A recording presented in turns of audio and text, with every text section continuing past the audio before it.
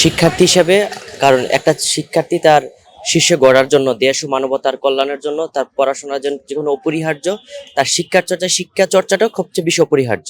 তো এতদিন যাবত একটা গ্যাপকে আমরা খুব পজিটিভলি দেখছি না, একটা পড়াশোনার দূরদর্শিতার অভাব, বা প্রশাসন যেভাবে আরো বেশি সক্রিয় হওয়ার কথা ছিল, বা অন্তর্বর্তীকালীন সরকার বা আদার যে বিষয়গুলো, সেগুলোকে সেটার অনেক ঘাটতি অভাব আমরা সেটা পরিলক্ষিত করছি।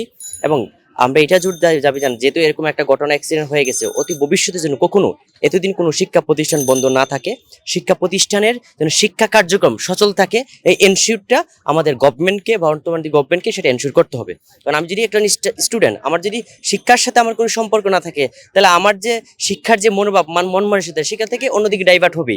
আপনি দেখেছেন যে করোনা ভাইরাসের সময় একটা একটা লং টাইম শিক্ষা প্রতিষ্ঠান বন্ধের কারণে প্রজন্ম মোবাইলমুখী বা ডিভাইসমুখী হওয়ার মাধ্যমে যে মানসিক যে অনেক বিকারগ্রস্ত হয়ে অনেক নেশা জাতীয় দ্রব্যের মধ্যে অনেকভাবে জড়ে যাচ্ছে। তো এটা কিসের জন্য? শিক্ষা প্রতিষ্ঠানের সাথে তাদের যে মানে মানে একাকার হয়ে থাকা, বা শিক্ষা প্রতিষ্ঠান শিক্ষার যে চর্চার যে বিষয়টা, ফিজিক্যালি মেন্টালি যে চর্চার বিষয়টা, সেটা অভাবের কারণে দেখতে পাচ্ছি। তো শিক্ষা অবশ্যই এটা আমরা যে আজকে যে বিষয়টা করলো, এটা অবশ্যই আমরা পজিটিভ নিচ্ছি না। এবং এটা আজকের যেহেতু একটা ঘটনা ঘটেই গেছে, আমরা যদি এটা ভুক্তভোগী শিকার, এটা আমরা সবাই ক্ষতিগ্রস্ত, শিক্ষার্থীরা সব ধরনের শিক্ষার্থী ক্ষতিগ্রস্ত হয়েছি।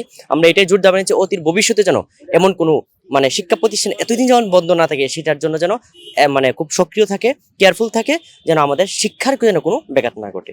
পরীক্ষাগুলো যথাযথ সময়ে, যেহেতু একটা গ্যাপ হয়ে গেছে, যে পরীক্ষাগুলো হওয়ার কথা অতি শীঘ্র পরীক্ষাগুলো রুটিন দিয়ে পরীক্ষার একটা নেওয়ার এরকম একটা এক্সপার্টনেস দিয়ে, বা আমাদের যারা শিক্ষক মন্ডলী আছেন কিভাবে আমাদের এই গ্যাপটা সংশোধন করতে হবে, জরুরি বৈঠক করে আমাদের যেন কোনো শিক্ষার্থী কোনো সেশন যাতে যেন পড়তে না হয়, তার জন্য চাকরি ক্ষেত্রে, পড়াশোনার ক্ষেত্রে, অল এভরিথিং যেন কোনো ধরনের বাজে প্রভাব না পড়ে, যেন জরুরি সবাটাকে এটা কিভাবে সমাধান করে, দেশের যে অভিজ্ঞরা আছেন আমাদের, তাদের সাথে পরামর্শ করে শীঘ্রই এটা সমাধান করতে পারবে বলে আমরা মনে করি।